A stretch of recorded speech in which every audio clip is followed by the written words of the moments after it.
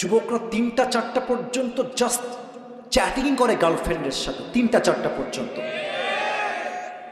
আর যখন ফজরের আজান হয়ে যায়, যুবকটা মোবাইল ফোনটা অফ করে, আজান কানে এসেছে, নামাজে যাওয়া বাদ দিয়ে কম্বল মুড়ি দিয়ে ঘুমিয়ে যায়। ঠিক কিনা বলে? আজান হচ্ছে মসজিদে, যুবক না নির্লজ্জার মতো রাস্তায় বসে বসে টিকটক বানায় আর মোড়ের মধ্যে দাঁড়িয়ে দাঁড়িয়ে পাবজি এবং ফ্রি ফায়ার খেলে বেড়ায়। আপনি কেমনে মুসলমান হন? কিয়ামতের প্রথম দিবসের প্রথম দিন, প্রথম হিসাব নামাজ। আল্লাহ সবাইকে নামাজি হওয়ার তৌফিক দান করুক। পড়েন সবাই আমিন। সবাই যেমন বসে আছেন তেমনই বসে থাকবেন, ডান বাম হবেন। 3 নাম্বারটা বলেই দোয়া করব। 1 ঘন্টা 40 মিনিট আলোচনা হয়ে গিয়েছে, যেখানে মাত্র 1 ঘন্টা কথা বলার কথা ছিল। তবে কথা বলবে না, না না, আবেগ দিয়ে না, বিবেক দিয়ে। আমি মানুষ। আমরা শহীদ আবু সাঈদকে ভুলে যাই নাই, আমরা শহীদ মুগ্ধকে ভুলে যাই নাই। যদি আগামীতে আমার এই বাংলার মাতৃভূমি দখল করবার জন্য ভারত থেকে কোনো পায়তারা করা হয়, সেই পায়তারাকে আমরা ভেঙে গুড়িয়ে দিব। কিছু সাংবাদিক আছে, বাংলাদেশ আর থাকবে না।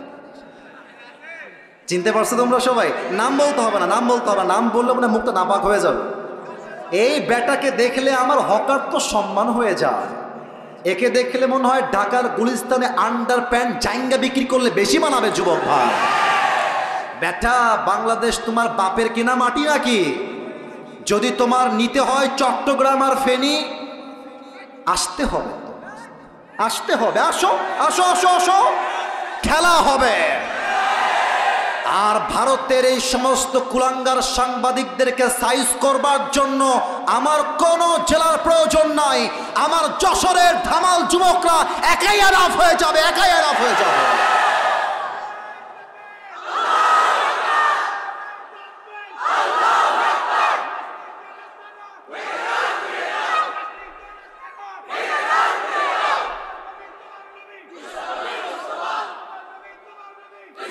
আল্লাহ স্লোগানকে কবুল করুক। পড়েন সবাই আমিন।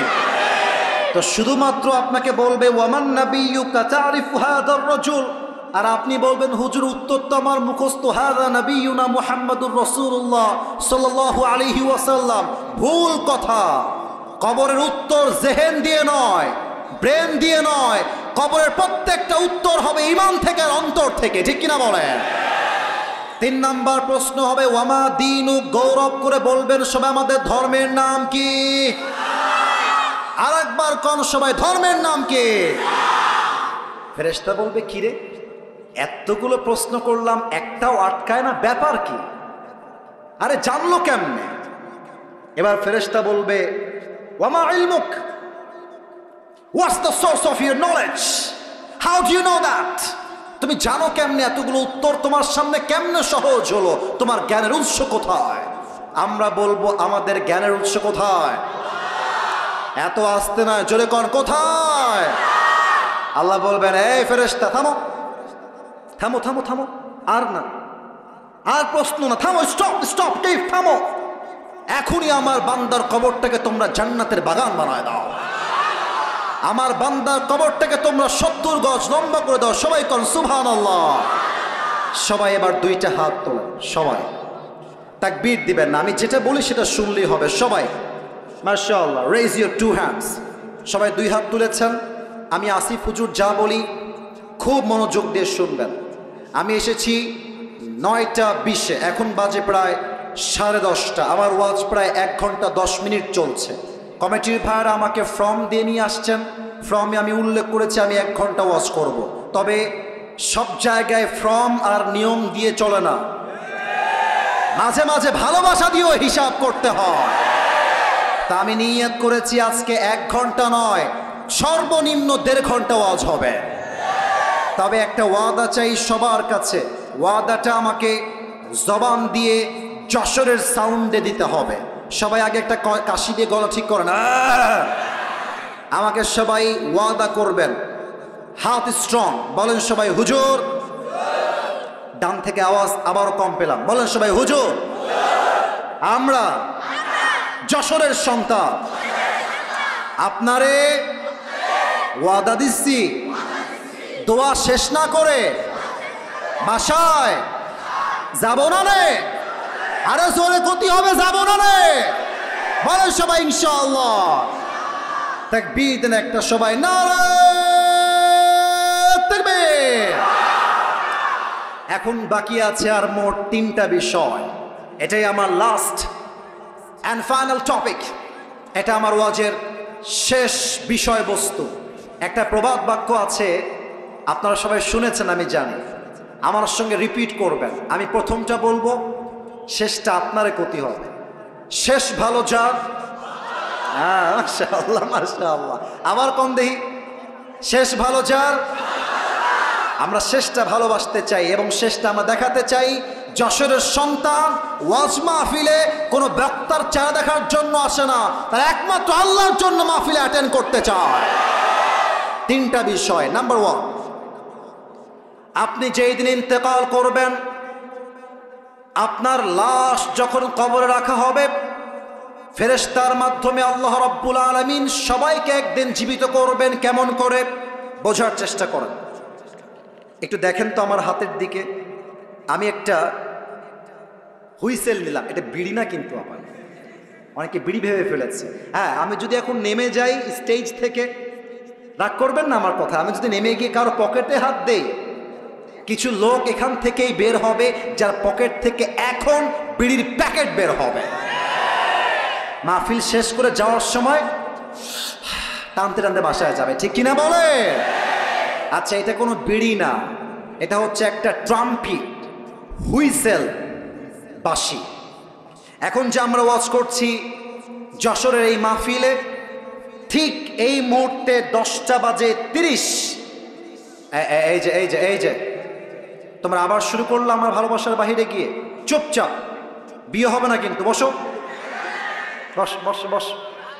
আচ্ছা, না না, মজা করলাম, জাস্ট প্রিয় ভাইরা, মজা করে ওয়াজের মূল বিষয় হারানো যাবে না। এটা হচ্ছে বাঁশি বা হুইসেল। ঠিক এই মুহূর্তে, আজকে কি বার গো? মঙ্গলবার, রাত বাজে 10:30। ঠিক এই মুহূর্তে ইসরাফিল আলাইহিস সালাতু ওয়াস সালাম সিংহাটা এমনি নিয়ে দাঁড়িয়ে আছে ফু দেওয়ার জন্য। জাস্ট আল্লাহ বলবেন, ইসরাফিল ফু দিয়ে দাও। বাস, প্রথম ফু দিবে, পুরো পৃথিবীটাই ধ্বংস হয়ে যাবে। সেকেন্ড ফু দিবে, সমস্ত মানুষ, ফেরেশতা, জিন মরে শেষ হয়ে যাবে। লাস্ট 3 নাম্বার ফু দেওয়ার জন্য আল্লাহ তাআলা ইসরাফিলকে আবার জীবিত করবেন। আল্লাহ বলবেন, ইসরাফিল আবার ফু দাও। 3 নাম্বার ফু যখন দেওয়া হবে, খুলনার কবরস্থানে যাকে দাফন করা হয়েছিল, যশোরের কবরস্থানে যাকে দাফন করা হয়েছিল, প্রত্যেকটা লাশ তার রূহকে ফিরে পাবে এবং সবাইকে পরকালের জীবনে আবার জীবিত করবে একজন। আওয়াজ দিয়ে বলেন সবাই, তিনি কে? Number 1, if you believe in life of hereafter, then you must have to believe in on the day of resurrection. যে পরকালে বিশ্বাস রাখে, সেটা মনে প্রাণে বিশ্বাস করে আমার মৃত্যুর পরে আমাকে আবার জীবিত করবে একজন, তিনি কে? কাফেররা কিন্তু এটা বিশ্বাস করে না। কাফেররা কি বলে দেখেন? আচ্ছা, আপনারা যেখানে বসে আছেন, এটা কি ইট না মাটি? মাশাআল্লাহ, উত্তরটা খুব ভালো পেয়েছি। ইট না মাটি? কাফেররা বলে, আস্তাগফিরুল্লাহ, আগেই বলেন সবাই নাউজুবিল্লাহ। কাফেররা বলে, এই মুহাম্মদ, আস্তাগফিরুল্লাহ, নাউজুবিল্লাহ, এই মুহাম্মদ তোর রব যে বলে আবার আমাদেরকে জীবিত করবে, আমার বাপ তো এই মাটির নিচে দাফন হয়ে আছে, জীবিত হয় না কেন, ফিরে আসে না কেন? যদি পরকাল সত্য হয় তাহলে আমার বাপ ফিরে আসে না কেন? কেমনে সম্ভব যে আল্লাহ আবার আমাদেরকে জীবিত করবেন আমার এক পরকালের জীবনে? আল্লাহ জবাব দিচ্ছেন। আল্লাহ বলছে, বান্দা শোনো, আনতুম আশাদ্দু খালকান আমিস সামাউ বানাহা, এইটা আমার উপরে সামিয়ানা, এর বিশাল উপরে ওইটার নাম কি?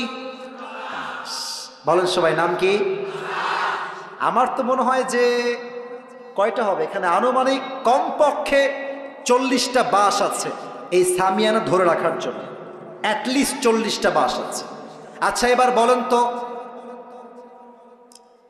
আজকের মাহফিলের সামিয়ানা বড় না আল্লাহর আকাশটা বড়? আল্লাহ বলছে, বান্দা বলো তো, আকাশকে ধরে রাখার জন্য আমি আল্লাহর কয়টা বাঁশ লাগছে? কথা না বলি কেমনে বসবো ভাই? কয়টা? একটাও না। আল্লাহর লজিক কত সুন্দর। আচ্ছা ভাবেন যে আমি আসিফ হুজুরের দুবাই এবং সিঙ্গাপুরে 12টা ফ্ল্যাট আছে। আরে নাই কিন্তু, এমনি বলছি, দুবাইয়ে এবং সিঙ্গাপুরে 12টা ফ্ল্যাট আছে। আর যশোরের আইটি পার্ক হোটেল অ্যান্ড রিসোর্টের পাশে আমার একটা বিশাল বড় ফ্ল্যাট আছে, বিল্ডিং আছে। এবং আমার কাছে আছে রোলস রয়েলস, আমার কাছে আছে BMW। আরে বেটা নাই রে, আমার কাছে আছে মার্সিডিজ। এখন আমি ওয়াচ করতে আসছি যশোরের মাহফিলে, তো ওই ডান পাশে একজন যুবক বলতেছে, হুজুর চাইলে একখান সাইকেল কিনতে পারবে না? টাকা নাই হুজুরের কাছে। ওখানে একটা মুরব্বী, মা কি পাগলা রে, হুজুরের কাছে BMW আছে। তো যার কাছে मैं अपनी बाप से कहूंगा कि अब्बा मुझे बस एक अमल की जरूरत है, तुम मुझे एक अमल दे दो, मैं कन्फर्म जन्नती हो जाऊंगा। अब्बा रे, একটা আমল তুমি দিলেই তোমার ছেলে আজকে জান্নাতি হয়ে যাবে, একটা আমল আমাকে দাও। যুবকটা বাবার কাছে আসে, আব্বা একটা আমল লাগবে। আব্বা বলবে, কে কে তোমার আব্বা? কে তুমি? कौन हो तुम, कहां से आए हो, उखरुज, বের হয়ে যাও। যুবকটা দুই হাত জোড় করবে, আব্বা मैं तुम्हारी बेटा हूं, तुम मुझे याद नहीं कर सकते, তুমি কি আমাকে চিনতে পারছো না আব্বা? আব্বা বলবে, অবাক করা একটা কথা, আব্বা বলবে, मेरा तो बीवी नहीं था, लड़का कहां से आएगा? আরে আমার তো দুনিয়াতে বউ ছিল না, সন্তান আসবে কই থেকে? বের হও। চুপ করে বের হয়ে আসবে। মাওলানা তারিক জামিল বললেন, এবার যুবকটা মায়ের কাছে যাবে। मां के गए बोलबे, मां आज मेरी बाप ने मुझे पहचानने से इनकार कर दिया है, আমার আব্বাস কে আমার পরিচয় দেয় নাই। মা জাস্ট একটা আমলের জন্য মা, लेकिन मुझे यकीन है तुम मेरी मां हो, तुम मुझे एक আমল जरूर दोगे। এটা আমার বিশ্বাস মা, যে তোমার কাছে আমি তোমার কলিজার টুকরা একটাই ছেলে, তুমি আমাকে খালি হাতে ফিরাই দিবা না মা। আম্মা मुझे बस एक अमल दे दो, अम्मा एक अमल আমাকে দাও মা। मां बोलबे, कौन है तुम्हारी मां, निकल जाओ यहां से, मैं तुम्हारी मां नहीं हूं, बेर हो। मां তাকে ঘাড় ধাক্কা দিয়ে বের করে দিল। বাবা মা, यौम यफिरुल मरउ मिन अखी व उम्मिही व अबी, সন্তান তার বাপকে চিনবে না, বাপ তার সন্তানকে চিনবে না, ভাই তার ভাইকে চিনবে না। বড় মারাত্মক হবে সেই দিনটা। तारिक जमील बोलें, और युवक जखन देखबे बाप ने मुझे एक अमल नहीं दिया, मेरी भाई ने मुझे एक अमल नहीं दिया, मेरी मां ने भी मुझे एक अमल नहीं दिया, तो परेशान हो जाएगा, हताश हो जाएगा। तो उन्हें अभिनय करे बोझालें, যদিও এটা আমি বোঝাইতে পারবো না, আমার কাছে ওই স্পেসটা নাই। ডান হাঁটু আর বাম হাঁটু যুবকটা উঠাবে, উঠিয়ে এই বুক বরাবর নিয়ে আসবে। আর দেখেন, এবার দেখেন, এই দুইটা হাত এমনে দিবে, জাস্ট লাইক এ বেবি, শিশুর মতো চুপ করে কান্না করবে, মুখ ঢেকে লজ্জায়।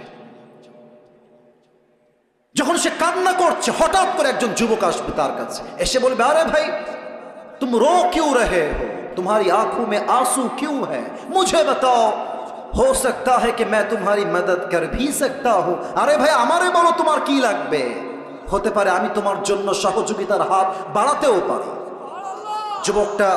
যুবকটা চোখ তুলবে, ধমক দিবে, আরে জানতো এখান থেকে, कौन है आप, मेरी बाप ने मुझे आज एक अमल नहीं दिया, आप कौन होते हैं मेरी मददगार, निकल जाए यहां से, বের হন আপনি, আপনার দ্বারা আমার 2 পয়সাও লাভ হবে না।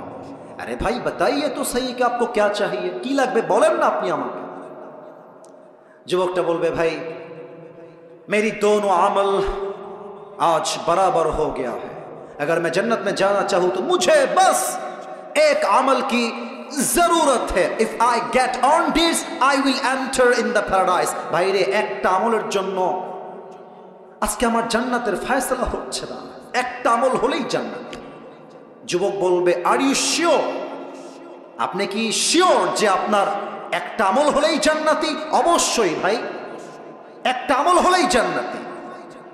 যুবকটা বলবে, ভাই ঠিক আছে যান, ওই একটা আমল আজকে আমি আপনার ভাই আপনাকে দান করব। এত আস্তে আমি সুবহানাল্লাহ আশা করি না, জোরে বলেন সবাই সুবহানাল্লাহ। আর একবার কোন সবাই সুবহানাল্লাহ। ওই যুবকটা এই কথা শুনে হা করে তাকায় থাকবে। अरे भाई आप कौन है, कहां से आए हैं? मेरी बाप ने मुझे एक अमल नहीं दिया, माँ ने नहीं दिया। आप कौन होते हैं एक अमल देने वाला? आप सच में देने वाले हैं? আপনি কি সত্যি আমাকে দিবেন? দেন দেন দেন। একটা আমল নিয়ে সোজা আল্লাহর কাছে দৌড় দিবে। আল্লাহকে বলবে, আল্লাহ ये देखो मुझे एक अमल मिल गया है, मुझे अभी के भी जन्नत में दाखिल करा दो। আল্লাহ এই দেখো একটা আমল পেয়ে গেছি, আমাকে এখনই জান্নাত দাও। আল্লাহ বলবে, আচ্ছা আল্লাহ কি সব দেখে না? এইসব তো কথা না করে বুঝি কেমন বলা, দেখে না? সব দেখে। আল্লাহ বলছে, এই বান্দা तुझे एक अमल किसने दिया है आज? तेरे बाप ने नहीं दिया, माँ ने नहीं दिया, भाई ने नहीं दिया, तेरे बीवी बच्चे किसी ने भी नहीं दिया। कौन है तुझे एक अमल देने वाला? मुझे उसका नाम बता। কে ওইটা? বলবে আল্লাহ, হাদা আখি, এই ভাই, ইনি আমাকে একটা আমল দিয়েছে। আল্লাহ বলবে, এই বান্দা तूने एक अमल क्यों दिया अपनी भाई को? अरे बाबा তুই একটা আমল কেন দিলি? doesn't make any sense। মাথা ঠিক আছে তো? বাপ দেয়নি, ভাই দেয়নি, বউ দেয়নি, তুই কেন দিলি বান্দা? আমারে বল তো তুই কেন দিলি? অবাক করা উত্তর দিবে সেই যুবকটা। तारिक जमील बोललेन, ওই যুবকটা ডাক দিয়ে বলবে, अल्लाह मैं तुम्हें क्या बताऊं, मेरे पास अमल बस एक ही है। अगर ये है तो भी मैं जहन्नमी हूं, और अगर नहीं है तो भी मैं जहन्नमी हूं। अल्लाह ये আমল একটা আমার কাছেই আছে, একটাই আছে, ও থাকলেও আমি জাহান্নামে যাওয়ানি, না থাকলেও আমি জাহান্নামে যাওয়ানি। তা আমি ভাবলাম যদি একটা আমল আমি আমার ভাইকে দান করে দেই, আমার ভাইয়ের আমলটা 51 হয়ে যাবে, আমার ভাই জান্নাতে যাবে। তা আমি আল্লাহ দয়া করে মায়া করে একটা আমল না রেখে আমার ভাইকেই দান করে দিয়েছি। अल्लाह बोलबे, ओ अच्छा ये बात है, मतलब तुम मुझसे भी बड़ा मेहरबान होना चाहते हो। किरे बंदा তোর দয়া এত বেড়ে গেল, তুই কি আমার চাইতে বেশি দয়াময় হয়ে গেলি? No, never.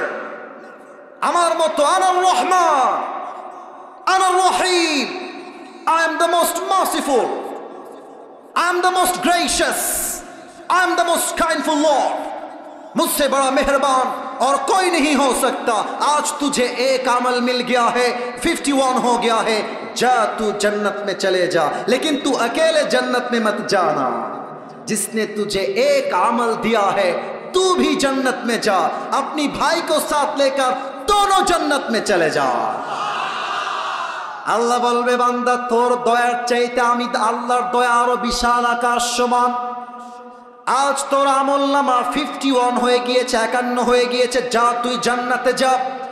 তবে তুই একা জান্নাতে যাবি না, তোর যেই ভাই তোকে একটা আমল দান করেছে তুইও জান্নাতে যা, তোর ভাইকে নিয়ে দুইজন জান্নাতে প্রবেশ কর, যা সুবহানাল্লাহ। কিয়ামতের দিবসে জান্নাতে যাওয়ার জন্য আমল নামা 100তে লাগবে 51। আর একটা বিষয় প্রশ্ন করব সবাইকে, কিয়ামতের দিবসে প্রথম হিসাব কি বিষয় হবে? Perfect, perfect, right. আবার বলবেন, কিয়ামতের দিবসের প্রথম হিসাব কি বিষয় হবে? আউয়ালু মা ইউহাসাবু বিহিল আবদু ইয়াউমাল কিয়ামাতি আস-সালাহ। কিয়ামতের দিবসে প্রথম প্রশ্ন হবে নামাজ। আর একটা প্রশ্ন, বলেন তো ইসলামের দ্বিতীয় খলিফার নাম কি? আচ্ছা আপনারা ভয় পাচ্ছেন কিসের জন্য? আমার ক্ষতি হবে। বলেন সবাই, ইসলামের দ্বিতীয় খলিফার নাম কি? ওমরে ফারুক রাদিয়াল্লাহু তাআলা আনহু। একটা হাদিস বলবো, ঘটনা, আপনি বুঝবেন যে কিয়ামতের দিন নামাজ আপনার কেমনে কাজে আসবে। ওমরে ফারুক রাদিয়াল্লাহু তাআলা আনহুর কাছে একজন যুবক আসছে, তার নাম হলো আবু লুলু আল মাজুসি, পেশায় একজন গোলাম এবং সে আগুনের পূজা করে। এসে বলছে, ওমর তোমার কাছে আমার একটা বড় অভিযোগ আছে। I have come here to complain। এই দুইজন পিচ্ছে, এই কই যায় দুইটা? কই যায় বাবুরা? ওয়াশরুমে গেলে যাও, তোমার তো বউ নাই, তুমি যাও কোথায়? না যেও না, যেও না, আমার চোখ যাচ্ছে সব দিকে। আল্লাহর হাবিব সাল্লাল্লাহু আলাইহি ওয়াসাল্লাম বলেছেন, এই একদম কথা নাই প্রিয় ভাইরা, একদম কথা বলবেন না মেহেরবানি করে। যাই হোক, যুবকটা বলছে, অমর, আমার কমপ্লেইনটা হলো আমি একজন গোলাম, আমার মালিক আমার কাছে প্রত্যেক দিন গোলাম হিসেবে 6 দিরহাম চার্জ করে গোলাম হিসেবে। তো আমার ইনকাম আহামরি নাই, তুমি একটু কথাবার্তা বলে আমাকে 6 দিরহাম নয় 2 দিরহাম করে দাও। এই হাদিসের প্রত্যেকটা অংশ আপনার কলিজায় গিয়ে আঘাত করবে, এত মারাত্মক একটা ঘটনার হাদিস। এবার ওমরে ফারুক বলছে, আচ্ছা ঠিক আছে, আমি 2 দিরহাম করে দিব, বাট আমাকে একটা উত্তর দাও। আচ্ছা তুমি কি করো আমাকে বলো তো, তোমার ব্যবসা কি, তোমার চাকরি কি? যুবকটা বলছে, ওমর, আমি মূলত খঞ্জর বানাই, এটাকে বাংলায় আমরা বলি চাকু। আর খঞ্জর কেমন হয়? Look at my right hand, আমার ডান হাত দেখেন, খঞ্জর কেমন হয় আমি আমার আঙ্গুল দিয়ে আপনাকে বুঝাই দিচ্ছি। খঞ্জরটা হচ্ছে ডানেও চাকু বামেও চাকু। হাদিসে আসছে মাকবাদাতুহু ফি ওয়াসাতিহ, হ্যান্ডেলটা হচ্ছে ঠিক মাঝখানে। This is called in Arabic version খঞ্জর। বলছো, ও মাশাআল্লাহ, তুমি খঞ্জর বানাও, তোমার তো 2 টাকার ব্যবসা নয়, তোমার তো লাখ লাখ টাকার ব্যবসা। এই যুবক, তোমার তো 6 দিরহাম নয়, তোমার কমপক্ষে 10 দিরহাম চার্জ হওয়ার কথা। এই কথা শুনে কাফেরটা গেছে বড্ড ক্ষেপে, বলছে, ও আচ্ছা ওমর, সবাই যেহেতু মুসলমান তাই তুমি সবার বেলায় নরম, আর আমি যেহেতু কাফের তাই তুমি আমার বেলায় গরম, তাই না ওমর? শোনো, হুমকি দিচ্ছে ওমরকে, বলছে আমি তোমাকে আজকে হত্যা করেছি। নাউজুবিল্লাহ বলবেন না আপনারা? হুমকি দিয়ে ডান দিক দিয়ে বের হয়ে গেছে। ওমরে ফারুক তো অবাক হয়ে তাকায় আছে, আরে কারে কি কয়, ও আমাকে হত্যা করবে, কত বড় সাহস! বের হয়ে গেছে। এবার ওমরকে হত্যা করবার জন্য বিশাল লম্বা একটা খঞ্জর বানিয়েছে। তো যারা এসেছেন, আমি জানি পরিপূর্ণ দেখা সম্ভব না, সবাই আমার পেটের ডান দিকে দেখবেন, যতটুকু দেখা যায়। আমি জানি পরিপূর্ণ সবাই দেখতে পারবেন না, যতটুকু দেখা যায় আমার পেটের এই ডান অংশ সবাই দেখবেন। প্রত্যেকটা আরব সর্দারের পেটের এই ডান জায়গাতে একটা বিশাল বড় খাপ থাকতো ছুরি রাখার জন্য। প্রত্যেকটা আরব সর্দার পেটের ডান দিকে লম্বা একটা খঞ্জর রাখতেন। ওই কাফের বিশাল লম্বা একটা খঞ্জর বানিয়ে পেটের ডান দিকে রেখেছে। এবার বলেন তো যশোরের ভাইরা, শীতকালে ঠান্ডা লাগলে জ্যাকেট বাদ দিয়ে আমরা কি মুড়ি দেই? চাদর মুড়ি দেই। ওই কাফের প্ল্যান করেছে আমি ওমরকে হত্যা করব কেমনে, চাদর মুড়ি দিয়ে যাব। তো চাদরটা কেমনে মুড়ি দিয়েছে? আমার কাছে চাদর থাকলে প্র্যাকটিক্যালি দেখাই দিতাম, বাট এখন জাস্ট হাত দিয়ে বোঝাচ্ছি। চাদরের 2টা পার্ট থাকে, লাগবে না। একটা হচ্ছে ডান পার্ট, আর একটা কথা কম নাকি শেষ জন্য, একটা হচ্ছে ডান পার্ট আর একটা বাম পার্ট। দেখেন ও কেমনে ঝুলিয়েছে, দেখেন চাদরটা এই যে মাথার থেকে নিয়ে 2 পাশে ঝুলিয়ে দিয়েছে। আর তার চেহারা কেউ যেন চিনতে না পারে, ছদ্মবেশ ধরার জন্য চাদরের ডান পাশের যে পার্টটা আছে এইটাকে উঠিয়েছে, জাস্ট লাইক এ নেকাব অফ উইমেন, মহিলাদের নেকাবের মতো। এই পুরোটা ঢেকে মুখ ঢেকে ফেলেছে। No one can see his face except his eyes, চোখ ছাড়া এটা কোন সাহাবী নাকি কোন কাফের বোঝা যায় না। ফজরের আজান যখন হয়ে গিয়েছে, এবার ওই কাফের মুনাফিকের রূপে নামাজ পড়তে আসছে ছদ্মবেশে। এবার ওমরে ফারুক রাদিয়াল্লাহু তাআলা আনহু ইমাম হয়ে আসছেন মসজিদে। ডাক দিয়ে বলছেন, সাহাবায়ে একরাম সফু সুফুফাকুম, কাতার সোজা করো, কাঁধে কাঁধ মিলিয়ে দাঁড়াও। আল্লাহু আকবার, সুবহানাক আল্লাহুম্মা ওয়া বিহামদিকা ওয়া তাবারাকা ইসমুকা ওয়া তাআলা জাদ্দুকা ওয়া লা ইলাহা গায়রুক, আলহামদুলিল্লাহি রাব্বিল আলামিন, আর রহমানির রহিম, মালিক ইয়াউমিদ্দিন, إياك نعبد وإياك نستعين اهدنا الصراط المستقيم صراط الذين أنعمت عليهم غير المغضوب عليهم ولا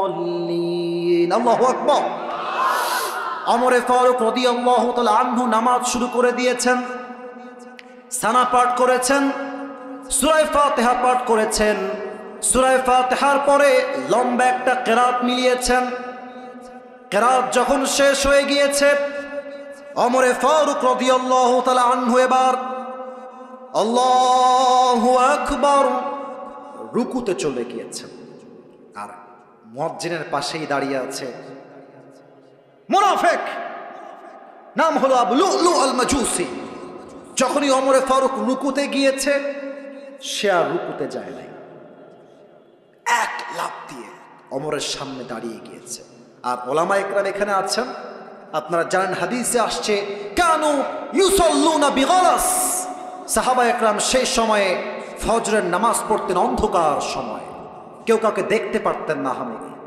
সামনে দাঁড়িয়ে গিয়েছে ওমরের সামনে and he is waiting for Umar কখন ওমর ফারুক বলবেন সামি আল্লাহু লিমান Hamida he was waiting for that moment অপেক্ষায় আছে চাদরটাকে এমনে ধরে উড়িয়ে দিয়েছে আর বিশাল লম্বা খঞ্জর বের করে দাঁড়িয়ে আছে পজিশন নিয়ে ওমর ফারুক জাস্ট উঠবে একটা পেটের মধ্যে ঢুকায় দিবে ওমর ফারুক সুবহান রাব্বিয়াল আযীম সুবহান রাব্বিয়াল আযীম সুবহান রাব্বিয়াল আযীম তাসবিহ পাঠ করছেন তাসবিহ যখন শেষ হয়ে গিয়েছে ওমর ফারুক রাদিয়াল্লাহু তাআলা আনহু বলছেন সামি আল্লাহু লিমান হামিদা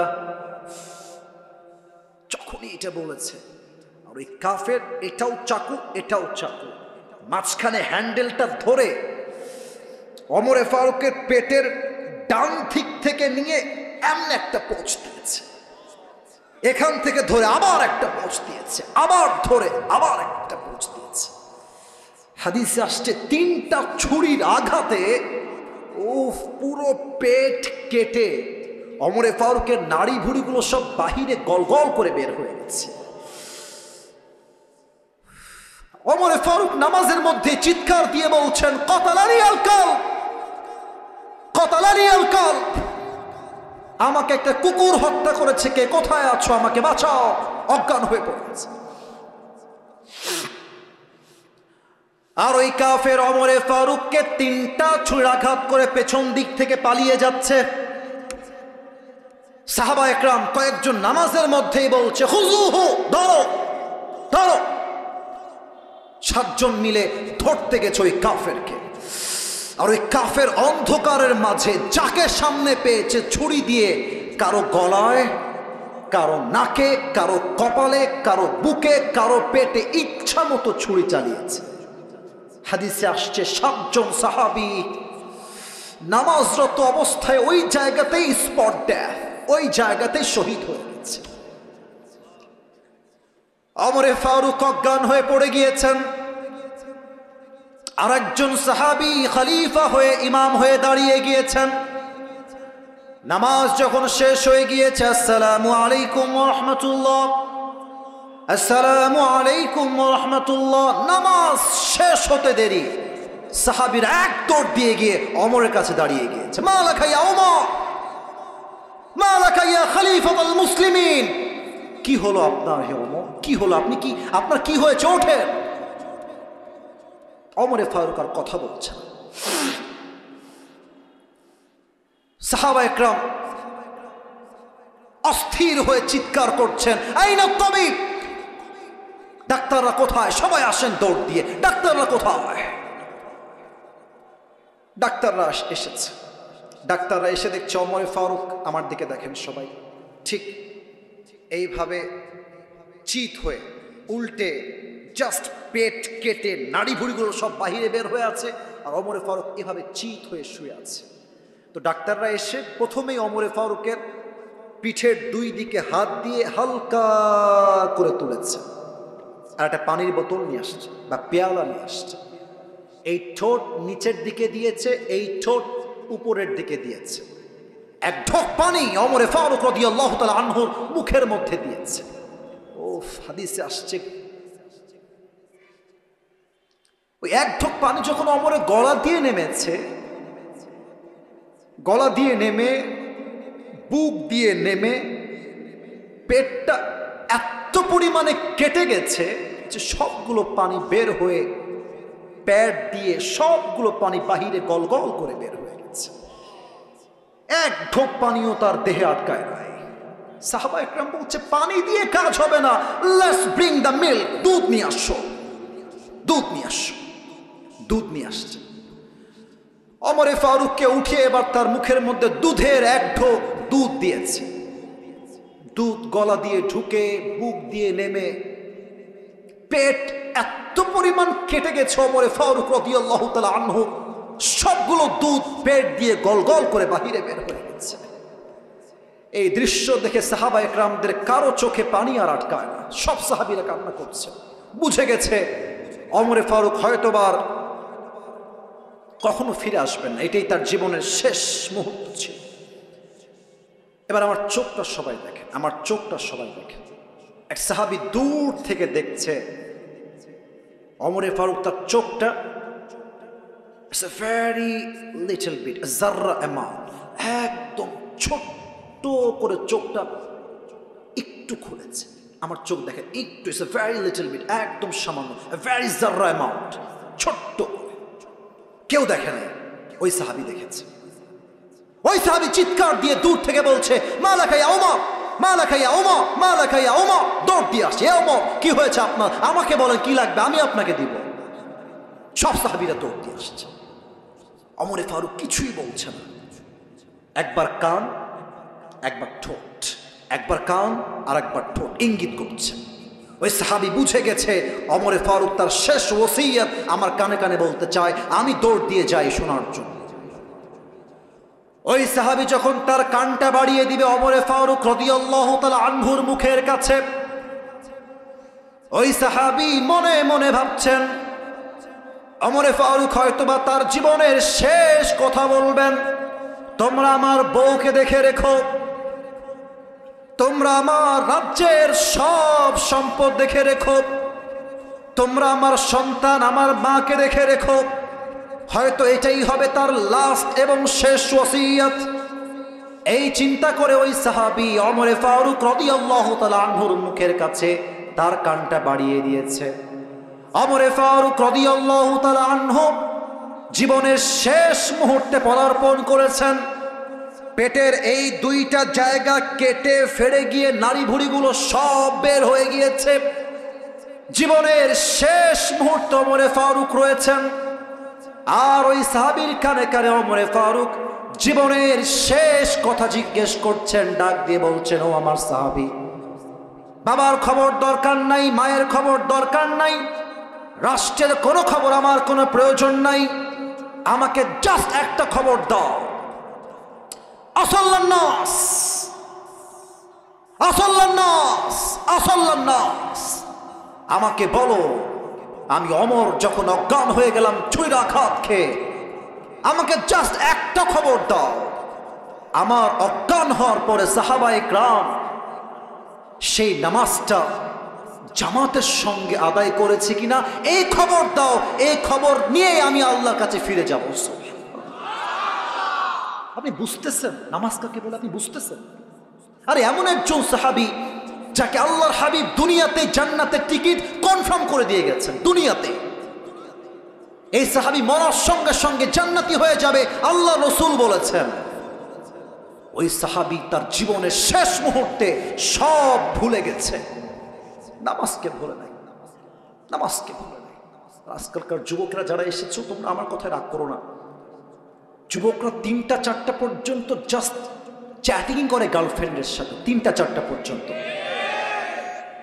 আর যখন ফজরের আজান হয়ে যায়, যুবকটা মোবাইল ফোনটা অফ করে, আজান কানে এসেছে, নামাজে যাওয়া বাদ দিয়ে কম্বল মুড়ি দিয়ে ঘুমিয়ে যায়। ঠিক কিনা বলে? আজান হচ্ছে মসজিদে, যুবক না নির্লজ্জার মতো রাস্তায় বসে বসে টিকটক বানায় আর মোড়ের মধ্যে দাঁড়িয়ে দাঁড়িয়ে পাবজি এবং ফ্রি ফায়ার খেলে বেড়ায়। আপনি কেমনে মুসলমান হন? কিয়ামতের প্রথম দিবসের প্রথম দিন, প্রথম হিসাব নামাজ। আল্লাহ সবাইকে নামাজি হওয়ার তৌফিক দান করুক। পড়েন সবাই আমিন। সবাই যেমন বসে আছেন তেমনই বসে থাকবেন, ডান বাম হবেন। 3 নাম্বারটা বলেই দোয়া করব। 1 ঘন্টা 40 মিনিট আলোচনা হয়ে গিয়েছে, যেখানে মাত্র 1 ঘন্টা কথা বলার কথা ছিল। তবে কথা বলবে না, না না, আবেগ দিয়ে না, বিবেক দিয়ে। আমি মানুষ। আমি 3 নাম্বার পয়েন্ট এখন মেনশন করব। এরপরে যখন দোয়া হবে, দোয়ার সময় কোনো যুবক, কোনো মুরব্বী আমার সামনে এদিকে আসবেন না। বিশেষ করে যুবক ভাইয়ারা সেলফি তুলতে আসবেন না, নামার সময় হাত মিলাবেন। এখানে কওমি অনেক আলেমরা আছেন, ওনারা এগুলো সেলফি পছন্দ করেন না। অতএব নামার পরে হাত মিলাবা, তার আগে নয়। আমি বলেছিলাম লাস্ট 3টা বিষয়, 2টা শেষ। সর্বশেষ একটা বিষয় হচ্ছে হিসাব দিবসের পরে আল্লাহ রাব্বুল আলামিন বলবেন তোমরা সবাইকে 2টা ভাগে ভাগ করো। কোরআন বলছে ফারিকুম ফিল জান্নাহ ওয়া ফারিকুম ফিস সাঈর। One group will enter in the paradise, another group will enter in the hellfire. একদল যাবে জান্নাতে, আরেক দল যাবে জাহান্নামে। যশোরের ভাইরা, আমরা সবাই জাহান্নামে যাব না জান্নাতে যাব? জান্নাতে যেতে চাই কারা কারা? 2টো হাত তুলে আল্লাহকে দেখা। মাশাআল্লাহ, তাকবীর দেওয়া লাগবে না। সবাই আমার সঙ্গে একটা কাশি দেন। এবার সবাই চোখটা একটু উপরের দিকে তুলবেন। সবাই আমি যেমনে বলি তেমনে বলবেন। সবাই বলেন আল্লাহ। একটু কলিজার থেকে শেষ ভালো যার, সব ভালো তার। বলেন সবাই আল্লাহ। তোমার কাছে দিল থেকে নিয়ত করুন। এই নিয়তটার কথা যেন কেউ বাদ না যায়। আমি জানি আপনি হয়তো মিস করতে পারেন, বাট নিয়ত করেন। বলেন সবাই আল্লাহ, তোমার কাছে নিয়ত করলাম আজ থেকে, কেউ যেন বাদ না যায়। আজ থেকে 1 ওয়াক্ত নামাজ আর কখনো আমরা, আমি যেমনি হাত দেখাবো তেমনি বলবেন। 3 বার বলবেন, 3 বারই বলবেন। আচ্ছা, প্রশ্নটা পড়ার চেষ্টা করছি। আসসালামু আলাইকুম। ওয়ালাইকুম আসসালাম। প্রিয় হুজুর, আমরা আপনার অনেক ভক্তবৃন্দ একটি বিষয় জানতে চাই। আমরা সামাজিক দিক থেকে নানাভাবে ভালোবাসায় প্রতারিত হয়ে কিছু যুবক একত্রে একটি সংগঠন করেছি, চিরকুমার সংগঠন ধোপাদি।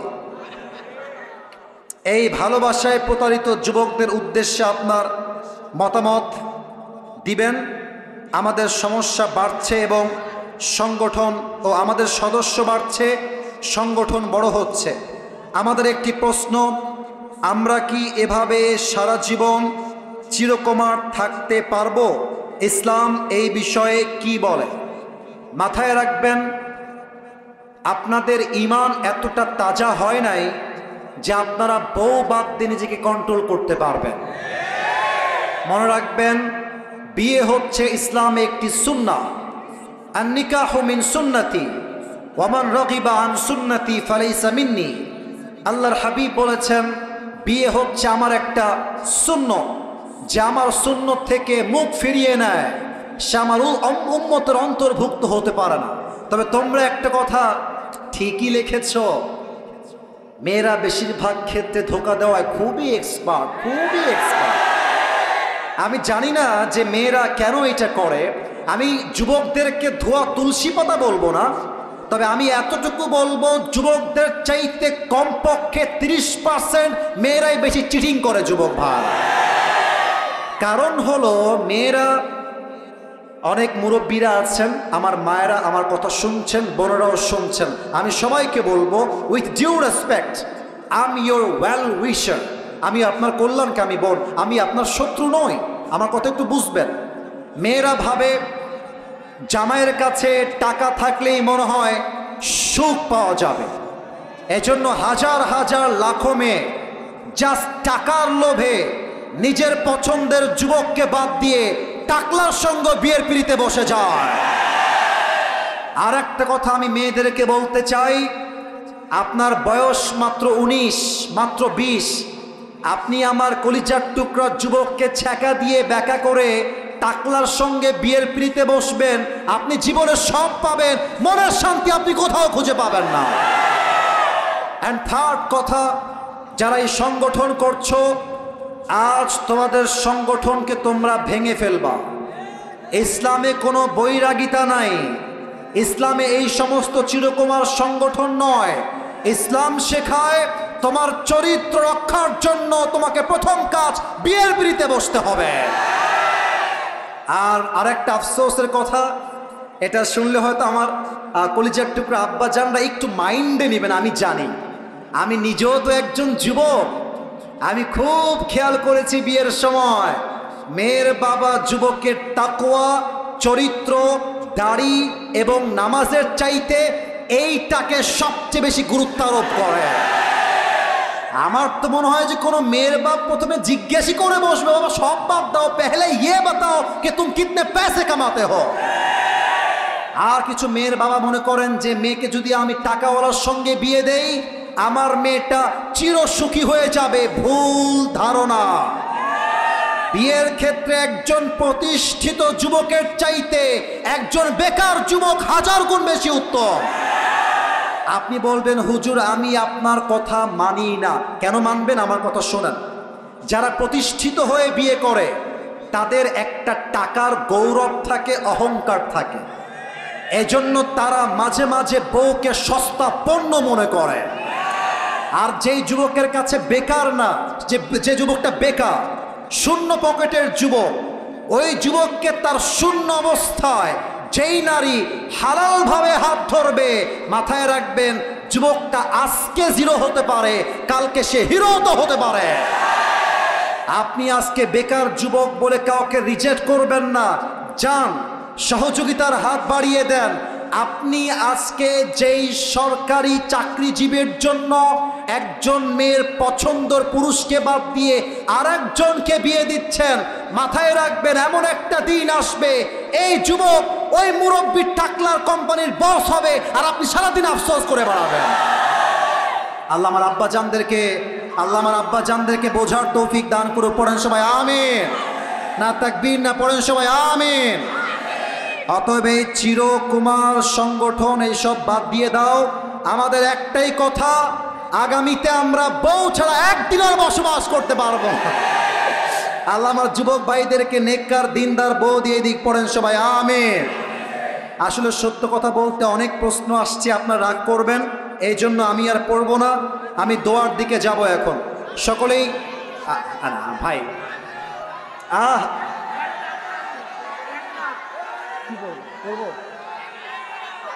আচ্ছা দাঁড়াও দাঁড়াও দাঁড়াও দাঁড়াও দাঁড়াও দাঁড়াও দাঁড়াও দাঁড়াও না স্যার, আপনারা কি বলছেন আমি পড়বো?